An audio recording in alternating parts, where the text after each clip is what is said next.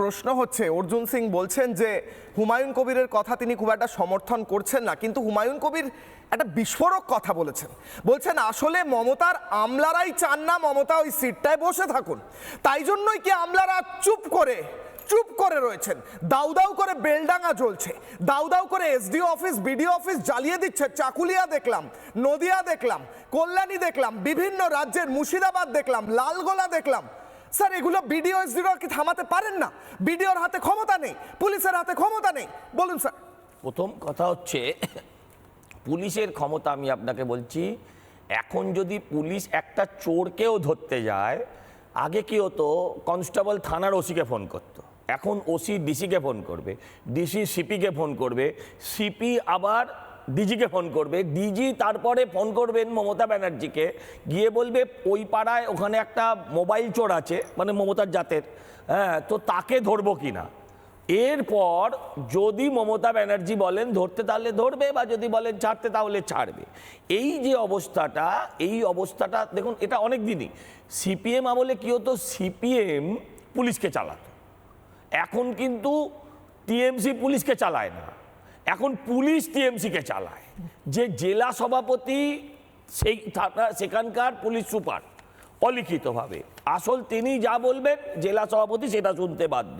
আর এতক্ষণ ডিজির নামে কথা হচ্ছিল, ডিজি প্র্যাকটিক্যালি একজন আসামি। ডিজিকে এই স্টেট গভর্নমেন্টের স্পন্সার্ড এজেন্সি, যাদেরকে ওই আপনার সল্টলেকে মেসিকাণ্ডের তদন্ত করতে দেওয়া হয়েছে, তারা ওনাকে শোকজ করেছেন মানে তার বিরুদ্ধে কিছু জাস্টিফাইড অভিযোগ আছে, যেটাকে মমতা ব্যানার্জি স্পন্সর্ড তদন্তকারী সংস্থা তারাও অস্বীকার করতে পারছে না। প্লাস সিবিআই এর খাতায় তিনি অলরেডি এফআইআর নেম, এবং তার বাড়িতে রেডও হয়েছিল, যেটা মমতা ব্যানার্জি গিয়ে একটা হল্লা উজ্জ্বতি করে চালিয়ে এনেছিলেন। তো আমার বক্তব্য হচ্ছে যে ধরুন আপনার এটা না একটা মিশ্র প্রতিক্রিয়া আছে, যে আমলারা আদৌ কি চাইছেন। এটা তো ঠিক যে গাড়িতে মমতা ব্যানার্জি আলোচনা করেন, যে বাড়িতে আলোচনা করেন, সেটা অর্জুনদা, সুকান্তবাবু, শুভেন্দুবাবু এরা সব জেনে যায়। তাহলে এই কথাগুলো বেরোচ্ছে কোত্থেকে? তার মানে এখানে কোনো একটা জায়গায় আমলাদের একটা প্রচ্ছন্ন মদত আছে, কারণ আমলারা তো লেখাপড়া করে এসছে, আমলারা লেখাপড়া করে আসার ফলে আমলারা তো একদম মমতার পাচেটে আসেনি। এই যে তাদের তুমি করে কথা বলা হয়, নাম ধরে ডাকা হয়, বাড়িতে খিচুড়ি ভোগ দিতে দেওয়া হয়, এতে তো তাদের বউ বাচ্চা অন্তত বলে যে আরে বাবা তুমি এত লেখাপড়া করে আইএস হয়েছো, আইপিএস হয়েছো, তুমি কি ওখানে খিচুড়ি বিলি করার জন্য না মমতার চটি চাটার জন্য? এই যে জায়গাটায় তাদের কোথাও একটু বিবেকে লাগতে পারে।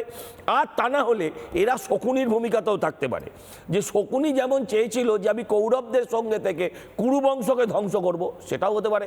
এই যে আপনি বলছেন বেলডাঙ্গার ঘটনা, আপনি আমায় বলুন পুলিশ সুপার একদম সেম কথা বলেছেন যেটা মমতা ব্যানার্জি বলেছেন, যে এটাকে সেন্টিমেন্টাল ব্যাপার।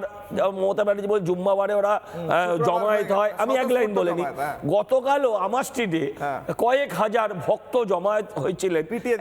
একটা কালকে আমাদের একটা হিন্দুদের একটা বিশেষ দিন ছিল, একটা অমাবস্যার বিশেষ তিথি ছিল, সেই তিথিতে তারা সমবেত হয়েছিলেন একটা ঠাকুরকে পুজো দেওয়ার জন্য। সেখানে পুলিশ গিয়ে কিন্তু বেধড়ক মারল মহিলা বেটা ছেলে নির্বিশেষে, অতএব সেখানে সেন্টিমেন্ট দেখালো না। এটা কি পুলিশ না বুঝে করলো?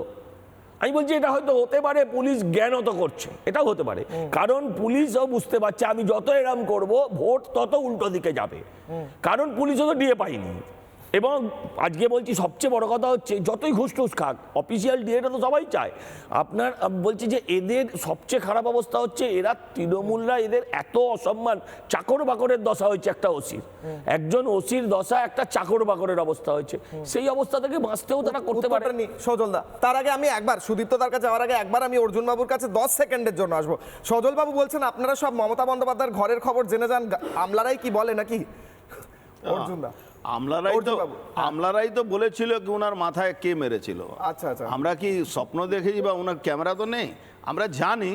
কিন্তু কি আছে, কিছু কিছু আমলা সত্যি ভালো হয়, আবার কিছু কিছু আমলা একদম নিজেকে বিক্রি করে দিয়েছে। আমলাদের ছাড়া তো রহস্যময় উত্তর। নানা ধরনের কন্টেন্ট দেখার জন্য লাইক করুন, শেয়ার করুন আমাদের ফেসবুক পেজ, সাবস্ক্রাইব করুন আমাদের ইউটিউব চ্যানেল। পাশাপাশি অন্যান্য ব্রেকিং নিউজের জন্য অবশ্যই চোখ রাখুন রিপাবলিক বাংলায়।